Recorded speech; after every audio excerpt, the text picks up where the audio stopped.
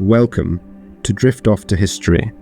Tonight, we're going to journey through some of the mysteries and wonders of one of the greatest discoveries in history, Göbekli Tepe.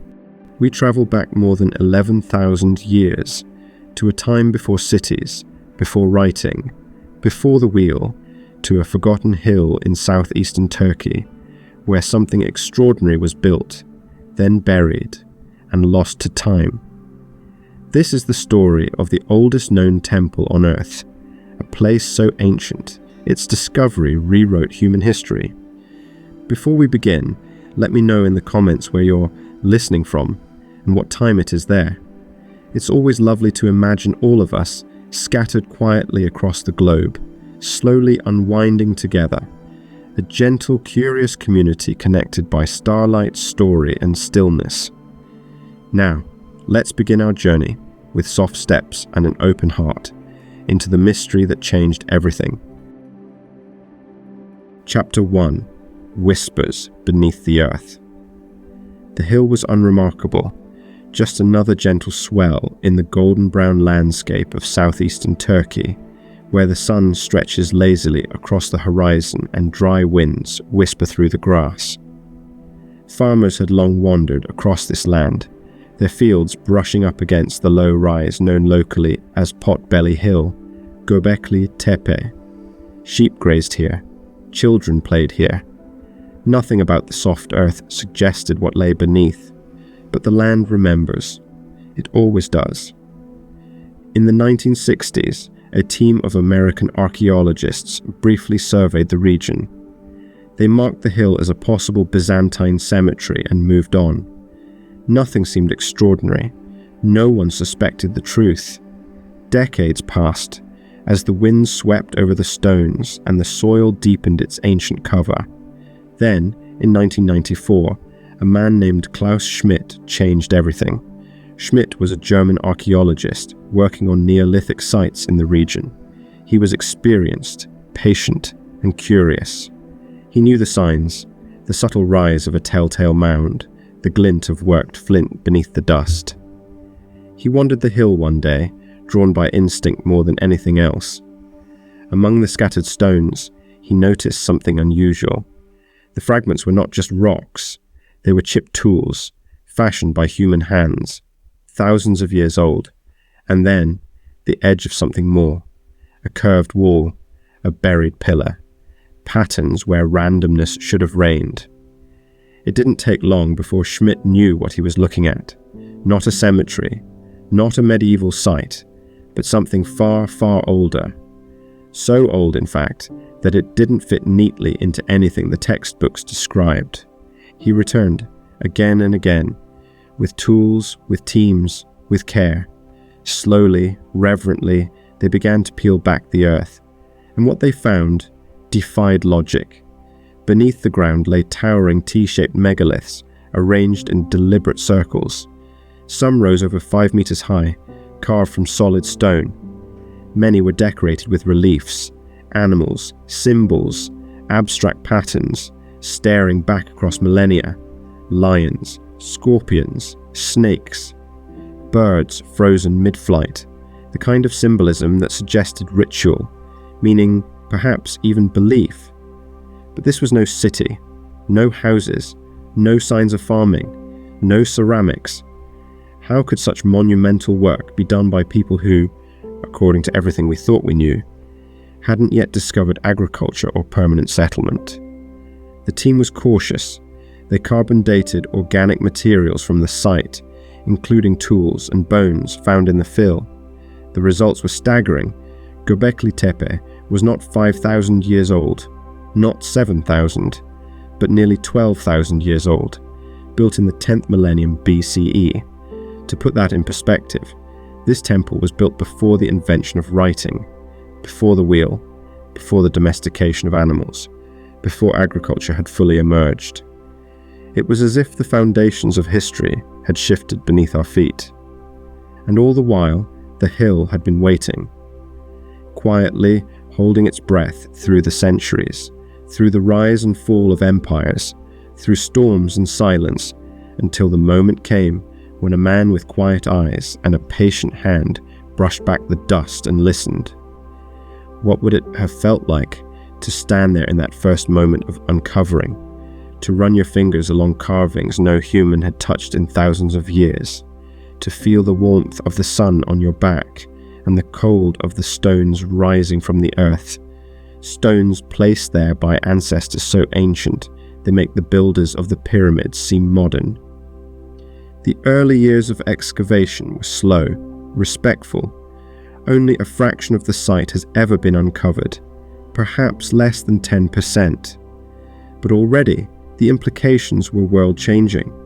It wasn't just that the site was old, it was that it showed signs of organization, of planning, of spiritual life. It hinted at a complexity that our image of prehistory simply hadn't accounted for. This wasn't a hunting camp. This wasn't a pile of rocks. This was something sacred. And in that realization, a deep question emerged, perhaps the same one you feel softly forming now, as you listen beneath the stillness of night. What if we've been telling the story of human civilization in the wrong order? What if the temple came first, and only then the city? We so often picture progress as a straight line, from chaos to order, from wandering to settlement, from ignorance to structure. But Göbekli Tepe hums with a different kind of logic. It suggests that belief, ritual, and sacred gathering may have preceded, or even caused, the birth of agriculture itself. The discovery would ripple outward in scholarly circles, in books, in documentaries. But here, in this moment, let us pause on the hill. Let us breathe with the land. Let us feel the hush of time. The stars above Göbekli Tepe are the same stars those first builders might have seen. The same constellations rising above their world, a world without roads, or writing, or metal. And yet, they gathered, they carved, they dreamed, and then they buried it all. But why? We'll come to that in time. For now, we linger in the gentle awe of first contact, the moment when ancient hands reach through the soil to greet us once more. And as the wind moves gently across the hillside, we begin to understand. This is no ordinary place. This is a whisper from before memory. Chapter 2. The oldest temple in the world. It is one thing to find something old. Archaeology is, after all, the study of what has passed. But it is another thing entirely to find something too old. Something so ancient that it breaks the timeline you thought you understood. Göbekli Tepe didn't just predate the pyramids. It didn't just come before Stonehenge. It was older than agriculture, older than pottery, older than writing, roads, or cities. When the site was first dated to around 9600 BCE, it felt like a whisper from another reality, a version of prehistory no one had dared to imagine, because it wasn't supposed to be possible. Not yet. At that time in human development, our ancestors were still hunter-gatherers. They moved with the herds, slept under the stars, and lived without permanent architecture. Or so we believed. But Göbekli Tepe tells another story. A story where people who had not yet learned to plant wheat or tame animals somehow organized themselves to carve and haul multi-ton limestone pillars, shape them into symmetrical forms, and arrange them into massive, symbolic circles. The very idea is dizzying and deeply humbling, because it suggests that human complexity, spiritual yearning, symbolic thought, social cooperation began not with the comforts of settled life, but perhaps led to it. Could it be that the desire to gather, to worship, to build a sacred place came before the invention of the plough? Could it be that the urge to create a space for ceremony was the catalyst for everything else, from food production to permanent homes, to cities and civilization itself? If so, then Göbekli Tepe is not just an archaeological site. It is a beginning. For a long time, The earliest known temples and places of ritual were believed to have arisen in Mesopotamia, Sumer, or the Indus Valley, ancient cultures famous for their cities and writing systems. Sites like Eridu, Uruk, and Mohenjo-daro were long considered the cradles of human civilization, but Göbekli Tepe stands thousands of years before them, silent and mysterious, in a time when humans weren't supposed to be building temples at all. And unlike later temples, it is devoid of any evidence of domestic life. No ovens, no homes, no trash pits filled with broken dishes or farming tools. This was not a place where people lived. It was a place where they came, perhaps from far away, to worship, to gather, or to remember. And so it raises a profound question: what makes a civilization? We often define it by its technology, its architecture, its political systems. But what if it begins with something quieter, a shared dream, a spiritual impulse, a desire to mark the sacred with stone? The stones of Göbekli Tepe were not just placed, they were carved, arranged and aligned. And they were not meant for shelter or defense. They were meant to be seen and perhaps felt. Some believe they held astronomical significance. Others see them as totems, storytellers in stone. But whatever their meaning, their presence proves that human beings were gathering around shared ideas long before they gathered around farmland. It is difficult to overstate how much Göbekli Tepe changes the story of our species. For centuries, historians believed that agriculture came first, that once we could grow food, we had the time and stability to build temples, monuments and cities. But this site challenges that order. It suggests that it may have been the other way around, that spiritual life came first, and that in order to sustain it, humans began to domesticate their world. And if that's true, then the roots of civilization lie not in the field, but in the sacred circle. There is something deeply poetic in this, that our ancestors, wandering and wild, might have paused beneath the stars and said, "Let us build something eternal. Let us honor what we cannot see." And in doing so, they changed everything. And yet the question remains, who were these people? We don't know their names. We don't know what language they spoke. We don't know their gods, their myths, or their music. What we have are stones, stones that speak without words, stones that suggest a shared purpose, a great labor of love or fear or devotion.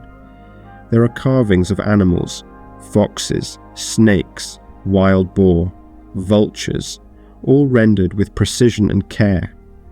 These were not mere decorations. They meant something. Perhaps they told stories. Perhaps they offered protection. Perhaps they were part of a symbolic world we can no longer access. Some scholars have called Göbekli Tepe the world's first temple. Others hesitate, preferring the term monumental ritual site. Whatever its name, it holds a unique place in our collective past.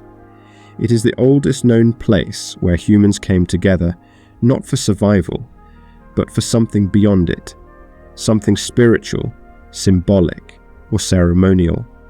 And that is why it is often called the discovery that changed everything, because it does more than extend the timeline of civilization. It transforms the way we see ourselves. It reminds us that even in our most ancient days, we were not only gatherers of food or makers of tools. We were seekers, storytellers, builders of sacred space. And so, as night deepens and thoughts soften, we return to the question that quietly lingers in the stillness. What did they feel, those first hands that raised the stones? Was it wonder, reverence, hope? Whatever it was, it echoes still through 12,000 years of silence. And beneath the stars, Göbekli Tepe continues to whisper. Chapter 3. The Pillars That Speak in Silence. They stand like ghosts in the twilight, tall, narrow, T-shaped pillars, worn smooth by wind and time. Arranged in circles beneath the open sky, they reach up like silent sentinels, waiting for someone to listen. And perhaps that is what they have always done. Waited. For millennia, they lay buried beneath the soil, their secrets tucked away in the earth, until human hands returned to uncover what ancient hands had once created. Now, as you drift further into this quiet story, let us walk among them, softly, slowly, and listen to what they might say. Each pillar at Göbekli Tepe was carved from limestone, lifted from the bedrock with tools of flint and determination. Some weigh more than 10 tons, others soar nearly 6 meters tall. They are not rough-hewn monoliths, but thoughtfully shaped, their tops crossbarred, like the capital of a column or the outstretched arms of a figure. Many believe they represent stylized human forms. And if you look closely, the illusion is striking. Some pillars bear reliefs of arms, hands, belts, and loincloths. They are not only structures, they are statues. They are people in stone. But who were they meant to be? Gods, ancestors, spirits of nature? We do not know. Their faces, if they had them, are blank. Their eyes are implied only by our imagination. They do not speak, and yet they speak volumes. Their bodies are covered in symbols. Images of animals, abstract shapes, and creatures both familiar and strange. Vultures with outstretched wings, foxes, sleek and watchful, serpents coiled in motion, wild boar, scorpions, gazelles, even a curious headless figure beneath a descending bird, carved in eerie detail. None of these appear by accident. Each figure seems chosen with purpose, placed with intention. Some scholars suggest the animals represent constellations, a celestial map etched in stone. Others believe they are totems, each circle belonging to a different clan or gathering, marked by their sacred animal. Still others wonder if they represent mythological stories, passed through generations before writing existed. But what is most haunting is that we may never know. The meanings may be lost, buried not in the earth, but in time itself. And yet, there is beauty in that mystery. To stand in the center of a Göbekli Tepe circle, surrounded by pillars that once watched over rituals long forgotten, is to feel the weight of something beyond language. These stones are not crude, they are precise. The carvings are deep, deliberate, full of energy and movement. They tell of hands that knew their craft, not primitive, but skilled, not accidental, but devoted. Each circle contains a pair of taller pillars at the center, flanked by smaller ones around the edges. It's as if the outer stones were guardians or observers, encircling the main figures in the middle, a sacred theatre of stillness and shadow. And perhaps these twin pillars were meant to be a gateway, a passage into something sacred, life and death, earth and sky, the known and the unknown. They don't tell us with words, but they invite us to feel. And what of the hands that shape them? Imagine, if you will, people without metal, without wheels, without writing. Yet they gathered in large numbers, worked together with quiet coordination, carved these enormous stones, transported them uphill, and stood them upright in circles of sacred geometry. This was not the work of a few. It was the work of a culture, a belief system, a community bound by shared purpose, even if we no longer know what that purpose was. The silence of the pillars is not empty, it is full of meaning, of memory, of mysteries still unfolding. As excavations continue, new carvings are still being revealed. Some are buried in soil, others protected by the dust that once hid them. And each one adds a new thread to the tapestry, a new voice to the choir of the past. But perhaps the most powerful part of Göbekli Tepe is not what it tells us, but what it asks us to wonder. What did the people feel as they carved the creatures into stone?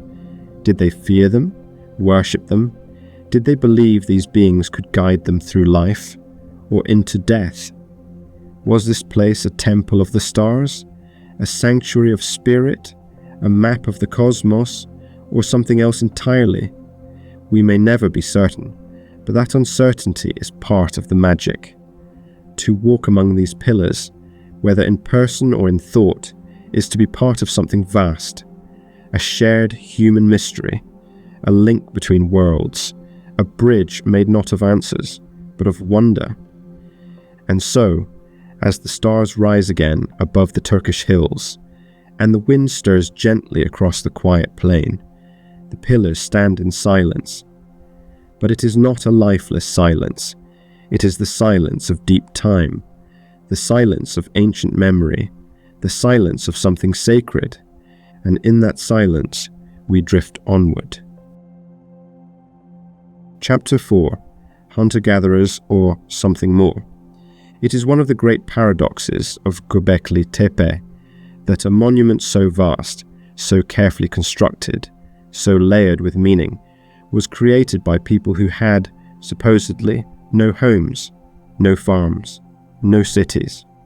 For generations, the story of human progress was told as a gentle slope. First we hunted and gathered, then we farmed and settled, and only then, with our bellies full and lives stable, did we build temples and monuments. But the stones of Göbekli Tepe seemed to laugh softly at that tidy tale, because they were raised not by farmers, but by foragers, nomads, wandering souls of the late Stone Age. Imagine them for a moment. These were people who followed the herds across the seasons, who gathered wild grains from the hillsides and fished in nearby rivers. They knew the stars because they slept beneath them. They moved with the rhythms of the land, their lives intertwined with the migration of animals and the turning of the skies. They lived lightly, but they were not simple. Their minds were sharp, their hands skilled. They understood stone, they understood the sacred, and most of all, they understood one another.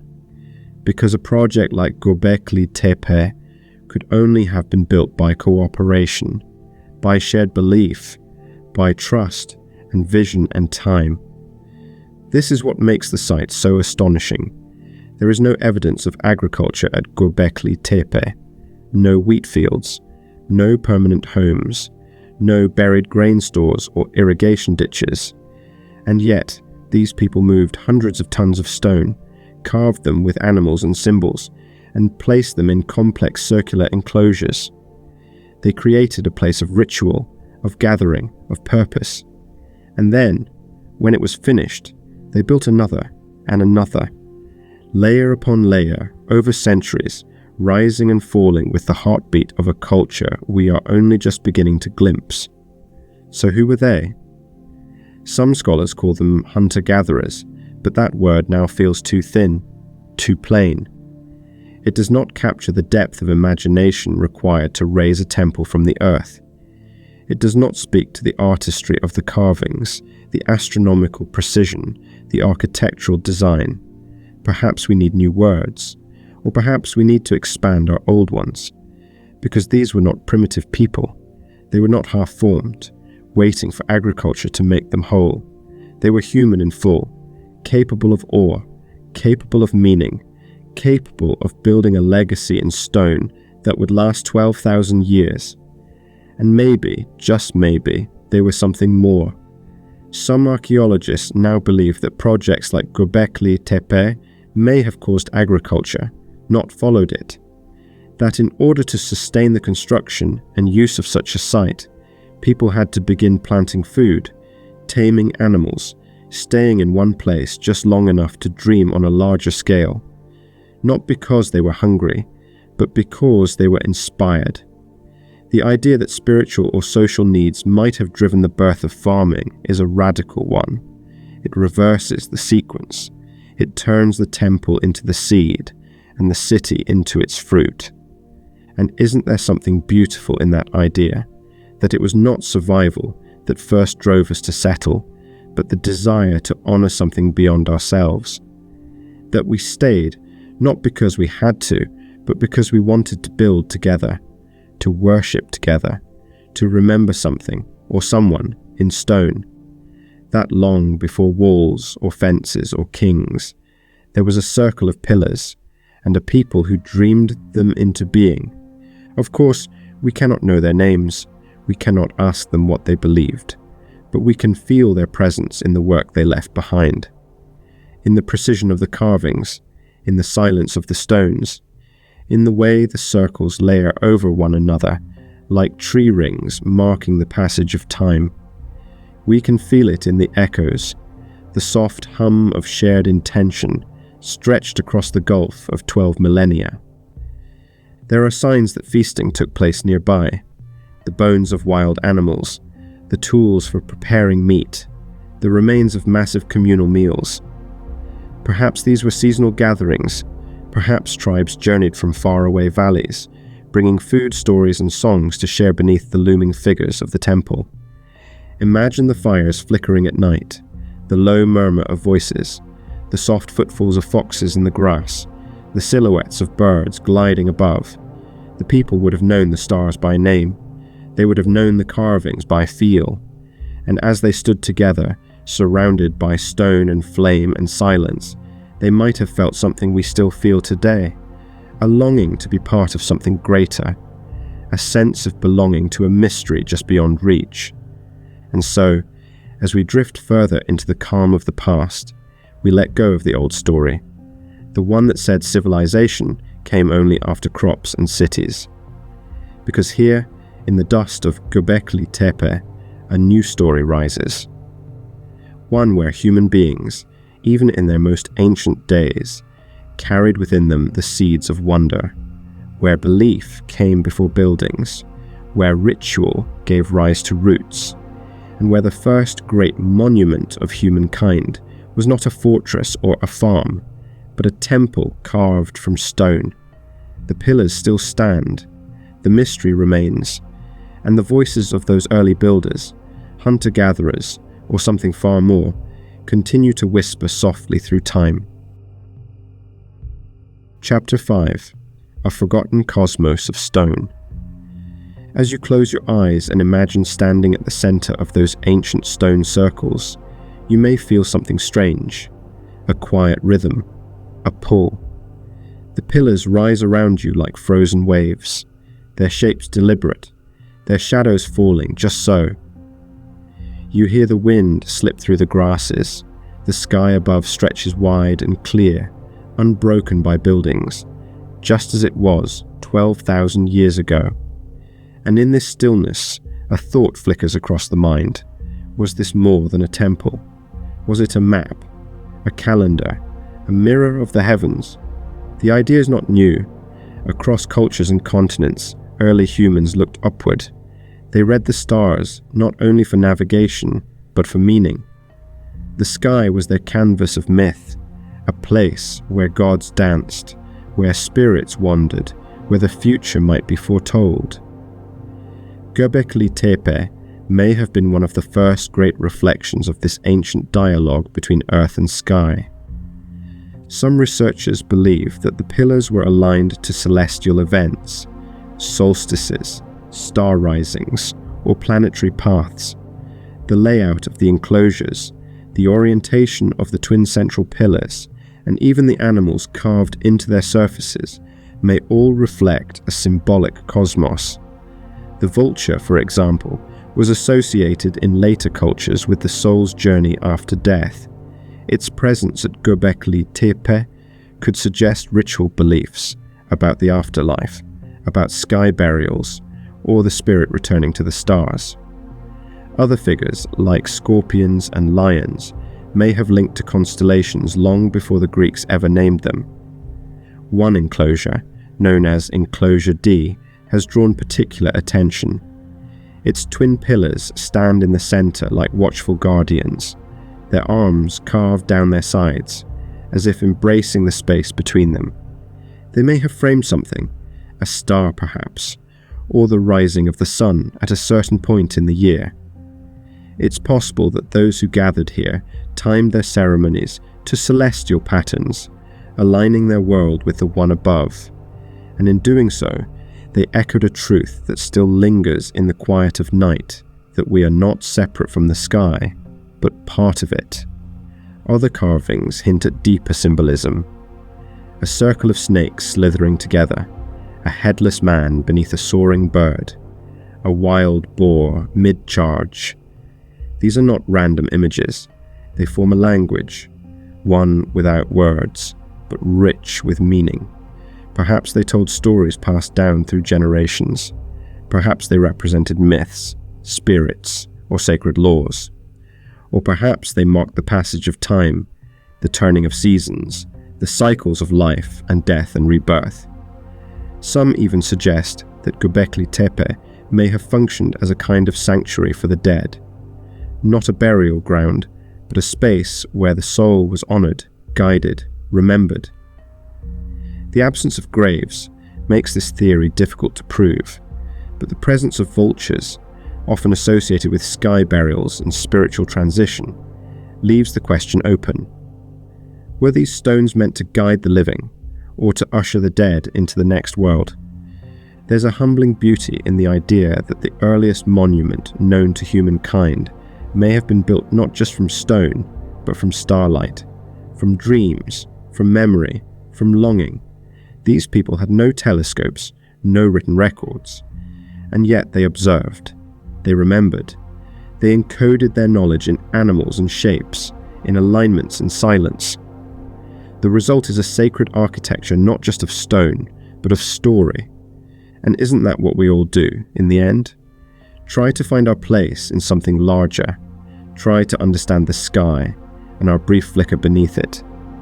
These ancient builders may not have had cities or kings, but they had wonder, and from that wonder, they created a space where earth and cosmos met, a forgotten observatory of spirit and stone. As the stars turn slowly overhead and the winds trace old paths across the hills, we are left with questions that calm the soul. What did they see when they looked up? What did they believe the stars were saying? And do those messages still drift down to us, if only we pause long enough to listen? Göbekli Tepe reminds us that long before we built towers or machines, we built meaning, and sometimes meaning was carved in circles, into pillars that watched the heavens and waited for memory to return. And now, as we rest in that quiet space between history and sky, we drift onward, into deeper mystery still. Chapter 6. Burying the Sacred.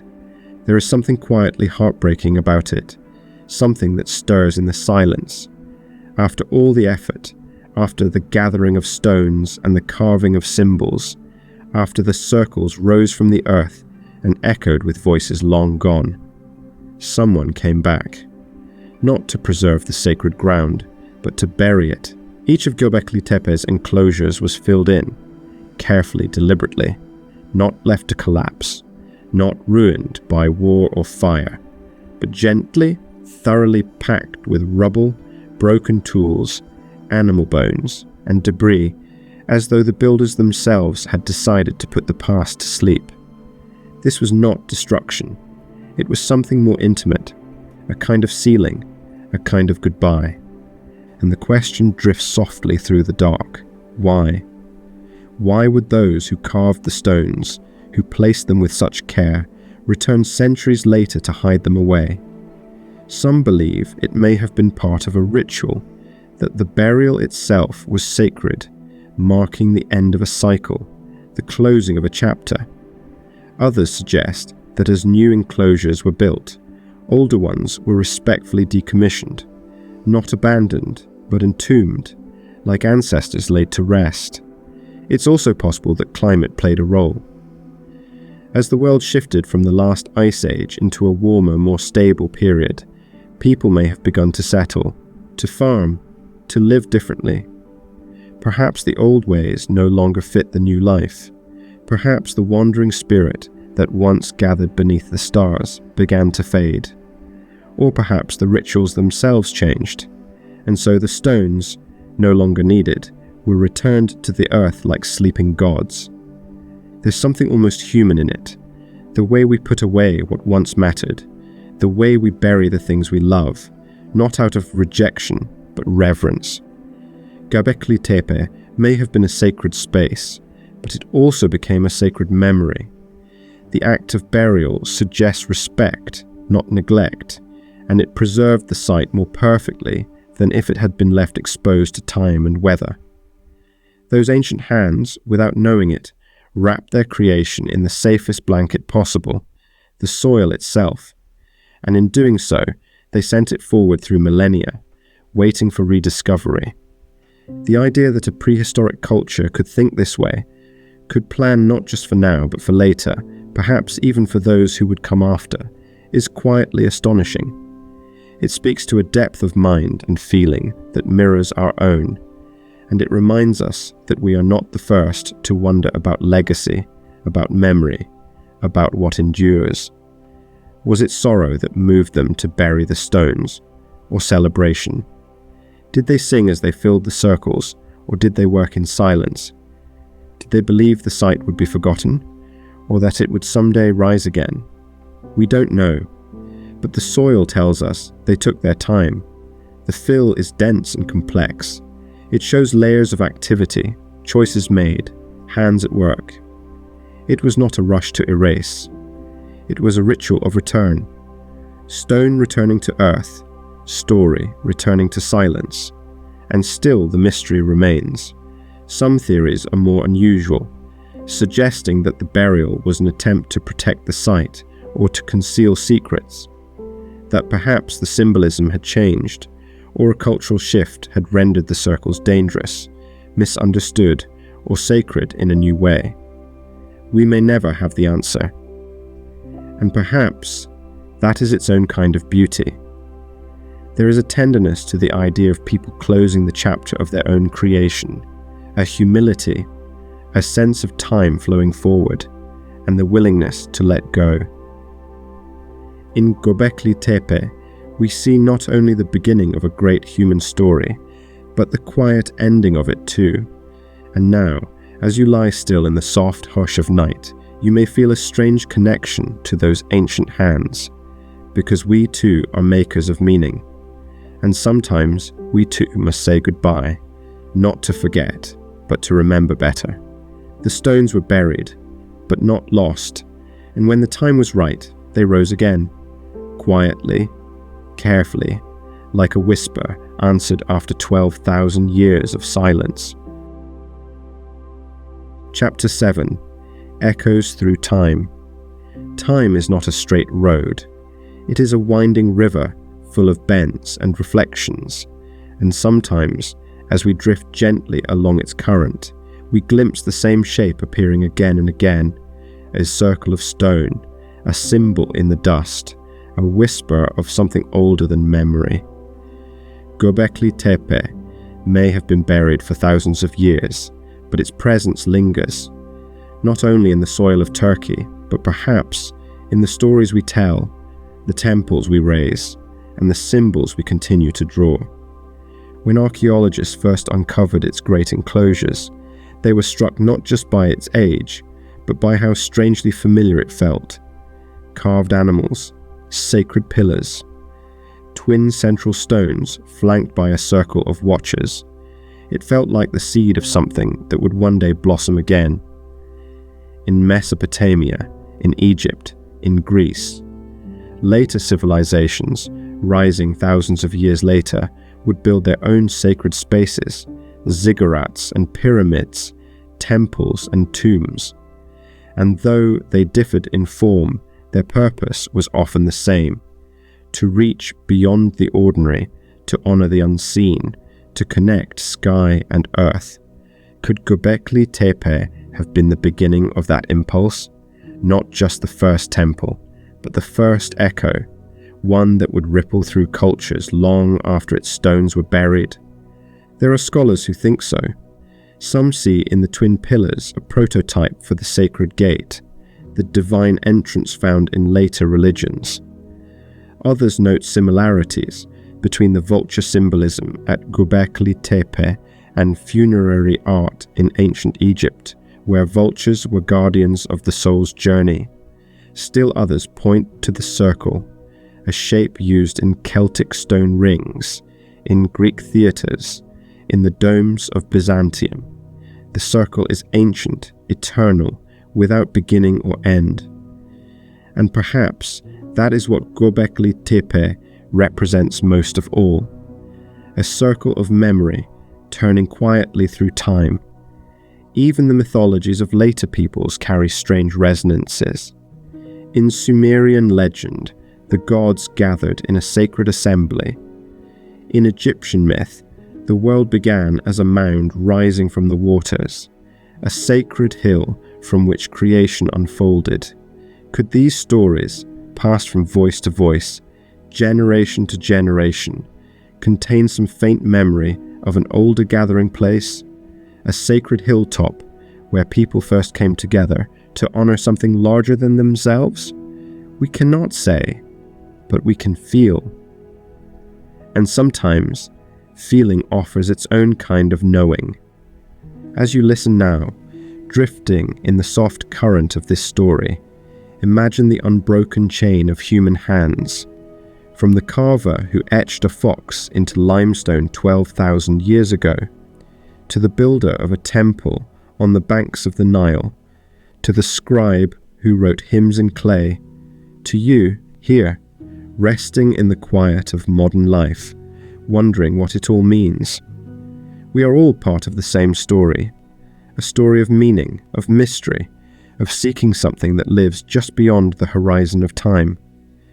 Göbekli Tepe is not just a sight, it is a silence filled with echoes, a forgotten page in the book of humanity, now gently reopened.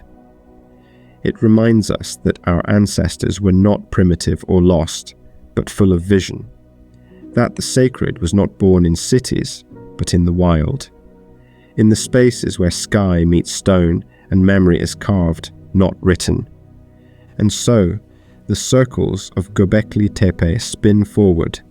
Their influence may be hidden, subtle, untraceable by hard evidence. But it is there, in the way we still build, in the way we still wonder, in the way the stars above us still feel like home.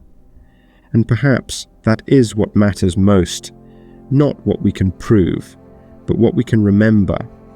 And in the hush of night, as the echoes of ancient voices gently stir the air, we remember that we are not the end of history, but part of its great unfolding. Chapter 8. The Mystery Endures. There are places in the world that feel unfinished, not because they are broken, but because they were never meant to be fully understood. Göbekli Tepe is one of them. It doesn't give us a neat conclusion, a tidy theory, a fixed truth. Instead, it offers something far more delicate, the invitation to wonder. And in that wondering, something ancient awakens. Even now, only a small fraction of the site has been uncovered. Beneath the surrounding hills, more enclosures lie waiting, untouched for thousands of years. Each may hold new carvings, new alignments, new pieces of the puzzle. But even as our tools grow more precise and our questions more complex, the essence of Göbekli Tepe remains the same. It is a monument to mystery, a temple of not knowing, a sacred place where human hands left behind something beautiful and inexplicable and then walked away. Perhaps that is its gift, not to answer our questions, but to deepen them, to remind us that the most powerful truths may be the ones we cannot measure. A circle of stone is a simple shape, and yet it contains the infinite. We do not know the names of those who built it. We do not know what they called this place, or what words they whispered to the stones. But we do know this: they created something meant to last, not for glory, not for conquest, but for something quieter, something sacred.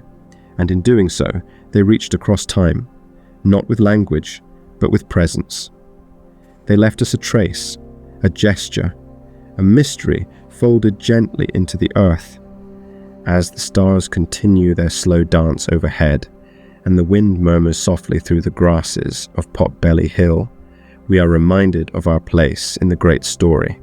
We are not its authors, we are its inheritors, and Göbekli Tepe is not a relic of a forgotten people. It is a mirror showing us what we have always been: seekers, builders, dreamers of stone and sky. And so, the mystery endures, quietly, patiently, like the site itself, not demanding answers, but offering presence, not revealing itself all at once, but unfolding, slowly, gently, like the sky at dusk. Let us leave it there, just as they did, not with certainty, but with silence, not with facts, but with feeling, because in that space, between the known and the unknown, between earth and star, we find something precious, the reminder that wonder is enough. Now, our story comes to an end. The stars still hang above Göbekli Tepe, the wind still sighs across the stones, and the mystery still lingers, as quiet and eternal as the night itself. If your eyes are already heavy and your thoughts are beginning to float, let the soothing sounds carry you gently into sleep. Let the echoes of the past become the dreams of your present.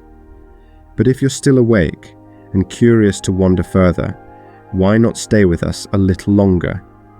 Drift into one of our other stories, perhaps a journey down the Nile or a walk through the myths of ancient Greece.